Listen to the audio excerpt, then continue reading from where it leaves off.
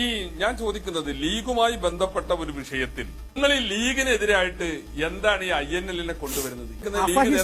അസഹിഷ്ണുതയുടെ അടയാളമാണ്. എന്നിട്ട് ഞങ്ങൾക്ക് പറയാനുണ്ട്, നിങ്ങളുടെ മുസ്ലിം ലീഗ് ഈ സമുദായത്തെ കൊണ്ട് കളിപ്പിക്കുന്ന കളികൾ മുഴുവൻ അത് പറയാൻ വേണ്ടി തന്നെയാണ് ഞങ്ങൾ വരുന്നത്. നിങ്ങൾക്കത് സഹിക്കില്ല എന്ന് നമുക്കറിയാം. അല്ല ഒന്നാമത്തെ കാര്യം പാനലിസ്റ്റുകളുടെ സ്വാതന്ത്ര്യം അത് ഞങ്ങൾക്ക് വിട്ടുതരണം. രണ്ടാമത്തെ കാര്യം, മുസ്ലിം ലീഗിൽ നിന്ന് വിഭജിച്ചു പോയി ഉണ്ടാക്കപ്പെട്ട പാർട്ടിയാണ്. മുസ്ലിം ലീഗിനകത്തുണ്ടാകുന്ന ആഭ്യന്തര കാലുഷ്യങ്ങളെ കുറിച്ച്, അതിന്റെ സത്താ ചോർച്ചയെ കുറിച്ചൊക്കെ സംസാരിക്കാൻ കുറച്ചുകൂടി അതിനൊരു സ്റ്റേക്ക് ഉള്ളവരാണ് അവരെ വിളിക്കുന്നതിന് എന്താ പ്രശ്നം? അതന്നെ അദ്ദേഹം. അതോടൊപ്പം അദ്ദേഹം മറ്റു ചില സംഗതിയും കൂടി പറയാറുണ്ട്. എന്നെ വ്യക്തിപരമായി പല ചാനലുകളിലും അദ്ദേഹം ആക്ഷേപിച്ചിട്ടുള്ള ഒരു കാര്യം, അതിലും അദ്ദേഹത്തിന് ഒരു രാഷ്ട്രീയ ലക്ഷ്യമുണ്ട്. അദ്ദേഹം പറയാറുള്ളത്, ഈ ഇരിക്കുന്ന അസീസ് 3 മാസം ജയിലിൽ കിടന്ന ആളാണെന്നൊക്കെ പറഞ്ഞിട്ടുണ്ട്. ഞാൻ 3 ദിവസം റിമാൻഡിലായിരുന്നു. ആ കേസ് എനിക്ക് പറയാൻ ഒരു അവസരം നിങ്ങൾ ഉണ്ടാക്കി തന്നതിൽ എനിക്ക് സന്തോഷമുണ്ട്.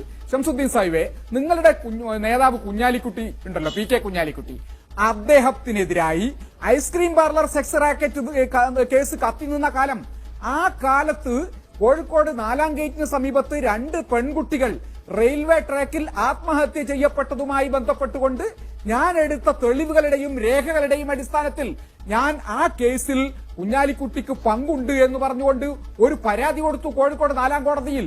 ആ പരാതി കോടതി സ്വീകരിച്ചു, നോട്ടീസ് അയച്ചു. അങ്ങനെ എന്നെ ഹിയർ ചെയ്യുന്നതിന് വേണ്ടി 2011 മാർച്ച് 22-ാം തീയതിക്ക് കേസ് പോസ്റ്റ് ചെയ്തു.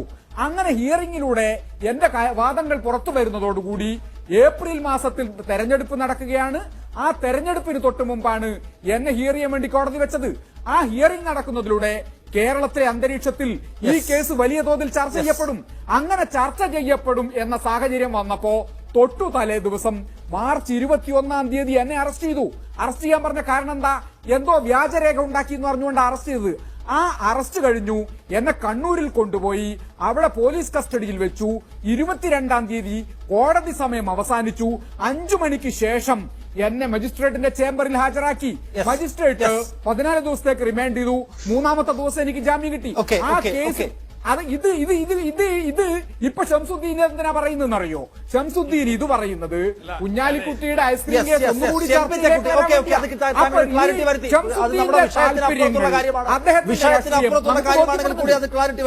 സമയം കിട്ടില്ല വിചാരിക്കുന്നു. ഇത് പഴയ സിമിക്കാരും പഴയ കുറെ ആൾക്കാരും ചേർന്നതാണ് ഇന്ന് ഈ പറയുന്ന എണ്ണാവുന്ന INL.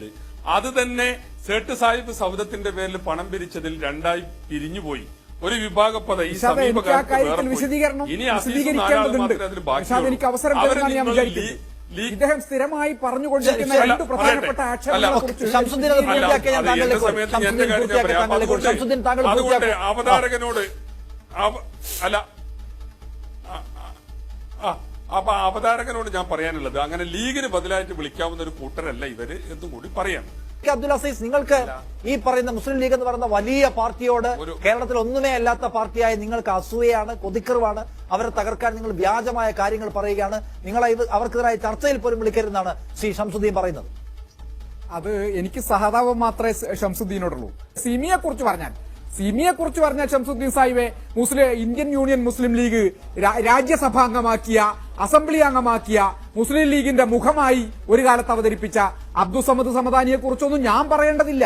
നമുക്കൊക്കെ അതേക്കുറിച്ച് അറിയാം. അപ്പൊ സിമി എന്ന് പറയുന്ന സാധനമൊന്നും കാണിച്ചുകൊണ്ട് മുസ്ലിം ലീഗുകാർക്ക് മറ്റാരെയും പേടിപ്പിക്കാനുള്ള യാതൊരു അവകാശവും ഇല്ല എന്ന് എനിക്ക് സൂചിപ്പിക്കാനുള്ളൂ. വേറൊരു പ്രധാനപ്പെട്ട കാര്യം ചന്ദ്രികയുമായി ബന്ധപ്പെട്ടാണ് അദ്ദേഹം പറഞ്ഞത്. ചന്ദ്രികയിലെ പണം വരിസംഖ്യയായി കിട്ടിയതാണ്. ചന്ദ്രികയിലെ പണം വരിസംഖ്യയായി കിട്ടിയതാണെങ്കിൽ എന്തിനാണ് നിങ്ങൾ ഇഡിക്ക്, എൻഫോഴ്സ്മെന്റ് ഡയറക്ടറേറ്റിന് ഫൈൻ അടച്ചത്? അത് വരിസംഖ്യയായി കിട്ടിയതാണ് എന്ന് ബോധ്യപ്പെടുത്തി കൊടുത്താൽ മതിയായിരുന്നില്ലേ? Fine അടച്ചല്ലോ enforcement ഡയറക്ടറേറ്റിന്. ഇതുപോലുള്ള പച്ചക്കള്ളങ്ങൾ പറഞ്ഞുകൊണ്ട് ഇങ്ങനെ ആളുകളെ വഞ്ചിച്ചു കളയാം എന്നതാണ് മുസ്ലിം ലീഗിന്റെ നേതാക്കന്മാരുടെയൊക്കെ ധാരണ. ഷംസുദ്ദീൻ സാഹിബ് സ്ഥിരമായി വന്നിട്ട് പറയുന്ന ചില ആക്ഷേപങ്ങളുണ്ട്. അതിൽ പ്രധാനപ്പെട്ട 1-2 ആക്ഷേപങ്ങൾ അദ്ദേഹം ഇപ്പോഴും പറഞ്ഞിട്ടുണ്ട്. അതിനൊരു കാരണമുണ്ട്. ആ കാരണം വേറെയൊന്നുമല്ല. ഷംസുദ്ദീൻ സാഹിബ് മുസ്ലിം ലീഗിന്റെ ഗ്രൂപ്പ് രാഷ്ട്രീയത്തിനകത്ത് ഏതു പക്ഷത്തു നിൽക്കുന്നു എന്ന് ബോധ്യപ്പെടുന്ന തരത്തിലുള്ള കാരണങ്ങളാണ്. ഷംസുദ്ദീൻ സാഹിബ് സ്ഥിരമായി വന്നാൽ പറയുക ഷാജിയെ രക്ഷിക്കാൻ വേണ്ടി എന്ന വ്യാജനെ അദ്ദേഹത്തിന് മാവൂർ റോഡിൽ തുണിക്കടയുണ്ട്, അതുപോലെ തന്നെ ഹോട്ടൽ ബിസിനസ് ഉണ്ട്, വിദേശത്ത് ബിസിനസ് ഉണ്ട് എന്നൊക്കെ പറയും. ഇതൊക്കെ കേൾക്കുന്ന നമ്മൾ വിചാരിക്കേണ്ടത് അദ്ദേഹത്തിന് ഉള്ളതിനെ കുറിച്ച് തന്നെയായി പറയുന്നതെന്നാ.